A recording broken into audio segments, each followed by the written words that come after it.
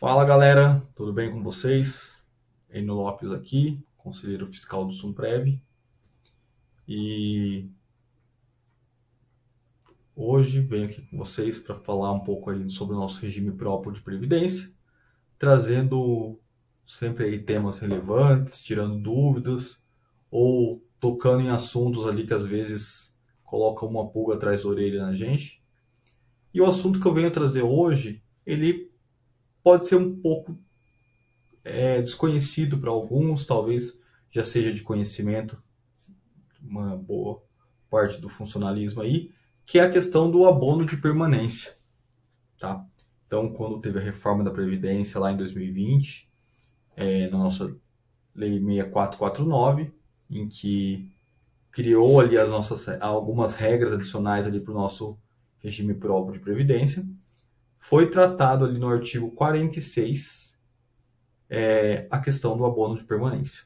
Então, se você pegar lá e ler ele na íntegra, igual está na imagem aqui do lado, vocês vão ver que vai mencionar lá quais requisitos que se enquadram disso. Então, basicamente, o servidor tem que preencher os requisitos ali para a aposentadoria voluntária, que tratam nos artigos 2, 3, 4, exceto ali no artigo 5º a questão por idade. Tá? Então, aí tem as particularidades, então tem que ver se está contemplado dentro dos itens que são mencionados ali, e eu não vou entrar em detalhes desses itens um a um, porque são as regras ali que tem para ver se tem o direito à aposentadoria ou não, e aí cada regra tem os seus pré-requisitos, então cada situação é um caso, e aí se a gente for começar a falar das possibilidades aqui, o assunto ele vai se estender bastante, então assim, maiores dúvidas aí é consultar a legislação, olhar em qual regra se aplica o seu caso, para ver se você pode solicitar ou não. E com base nessa legislação aí, todos que permanecerem em atividade, eles vão ter direito ao quê? A um abono de permanência, que vai corresponder a 100% do valor da contribuição previdenciária.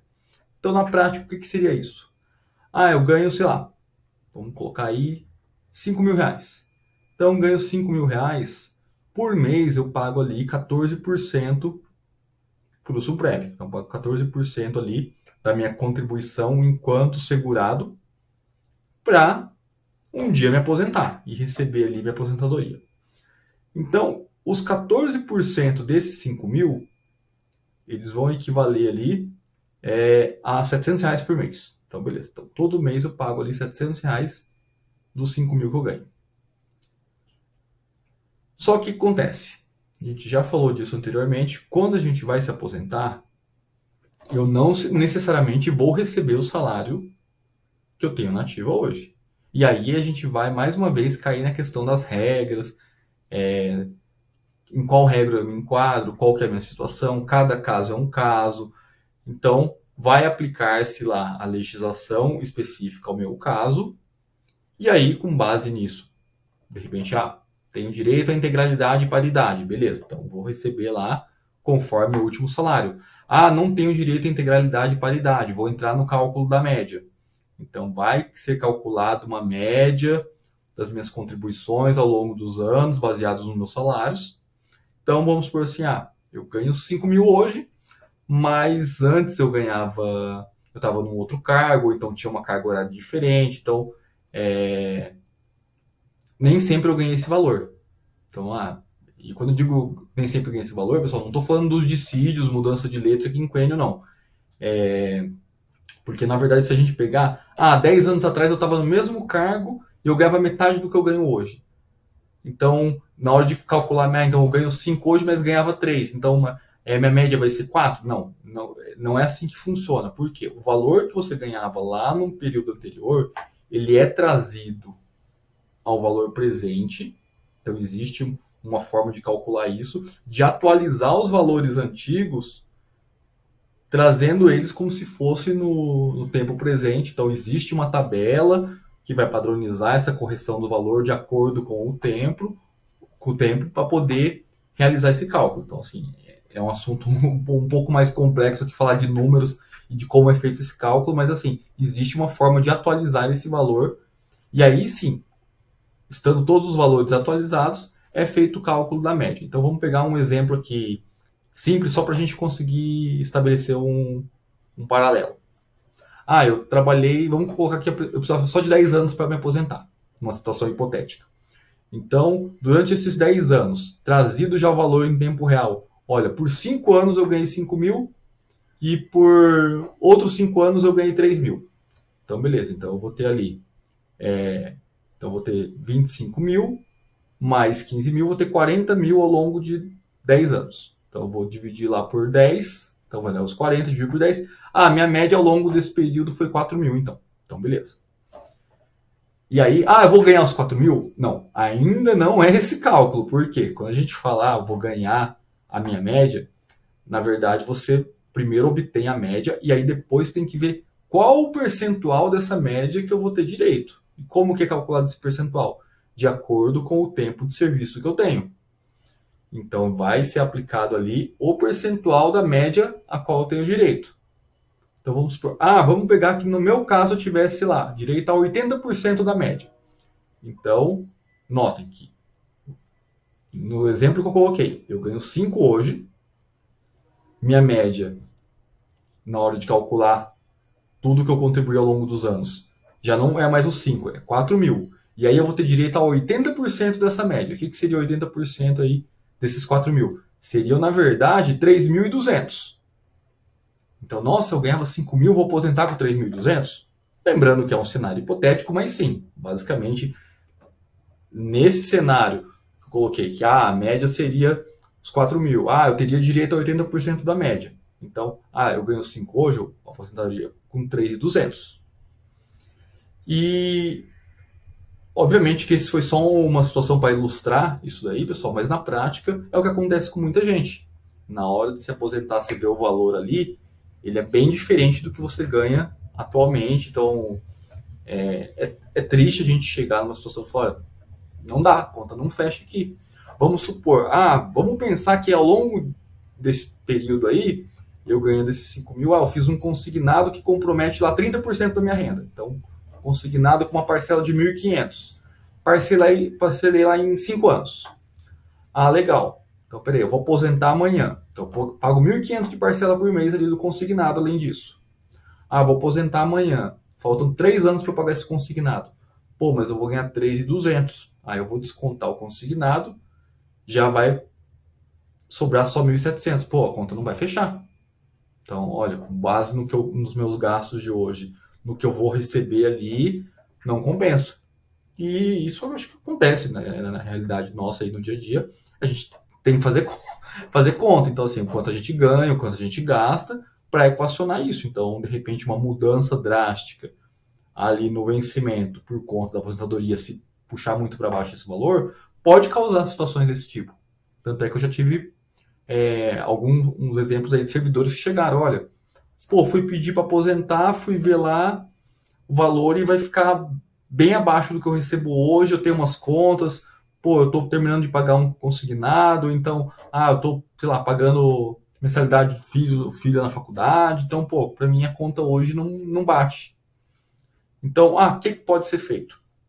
O abono de permanência, pessoal, ele é um paliativo. Então, o que ele vai fazer? Ele vai te remunerar aí no mesmo valor que corresponde à sua contribuição previdenciária.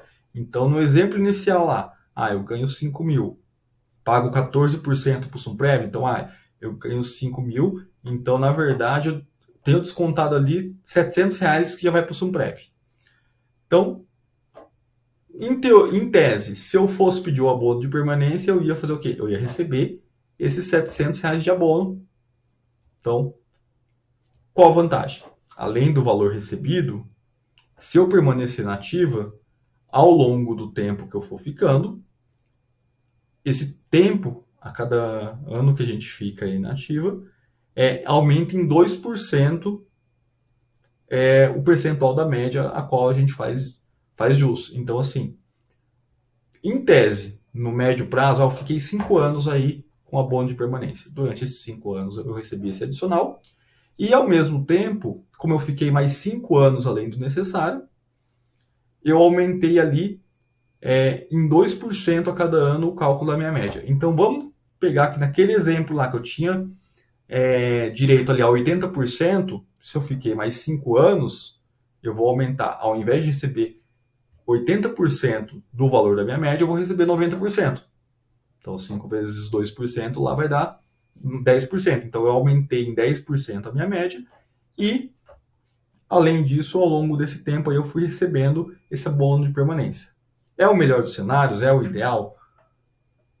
Não necessariamente, pessoal. Então, assim, cada caso é um caso, cada um possui uma realidade, como eu costumo falar, cada um sabe onde o calo aperta. Então, acho que, assim, é um mecanismo que existe, é uma ferramenta aí que a gente pode utilizar, seja para melhorar a nossa média aí de vencimento na aposentadoria, ou até mesmo para receber um adicional aí enquanto vai ganhando tempo. Mas, obviamente, que o decidir se vai parar ou não, ele envolve não apenas a questão financeira, mas uma série de fatores aí. Ah, eu tô bem, pô, eu tô tranquilo em relação a isso, eu tenho um plano B, o que eu vou fazer quando eu parar?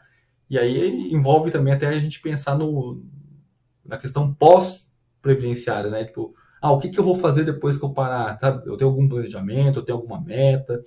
Então, eu acho que isso vai muito da organização de cada um, e cada pessoa possui uma situação diferente, uma realidade diferente. E, enfim, é um instrumento que existe, então, assim, está previsto na legislação, ele pode ser solicitado. E aí, obviamente que não é obrigatório, então isso aí vai ser facultativo ao servidor verificar se ele quer ou não receber esse abono de permanência. Ou você fala, não, para mim já deu, o valor que eu vou receber tá ok, prefiro parar, quero descansar, quero viajar, quero curtir a vida. Então, basicamente, aí é uma opção que o servidor tem ali para ver o que seria mais viável. E aí, como eu falei, é uma questão muito particular, vai depender de cada um. Mas, assim, é importante a gente saber que existe um mecanismo desse jeito aí, né? Que, de repente, pode auxiliar, seja na melhoria da média, seja, né, na questão aí da organização financeira aí pré-aposentadoria, até colocar as coisas em ordem. Então, de repente, pode ser utilizado aí de uma forma favorável. Beleza? Então, assim, o fato de eu falar do abono de permanência, eu não estou falando assim, faça e peça o abono de permanência, não aposente. Ou então, não, olha, não compensa, não vale a pena. Eu acho que é importante a gente saber que tem, é importante a gente colocar na balança ali se faz sentido, se não faz sentido, se aplica ou não, mas eu acho que é uma questão muito mais ampla a gente decidir o que fazer, como fazer, então acho que é apenas uma das variáveis que a gente tem que levar em consideração aí quando a gente tiver aí os pré-requisitos para aposentar, beleza? E aí as demais informações também estão contidas nessa lei aí, então que vai envolver a questão da averbação do tempo de serviço, que ele se aplica aí para os servidores que atenderem aos pré-requisitos já especificados na lei. E se alguém tiver alguma dúvida adicional em relação a isso aí, também estou disponível aí para mais esclarecimentos. E é isso, galera. Espero que eu tenha ajudado aí. Estou à disposição com qualquer coisa. Obrigado. Até mais.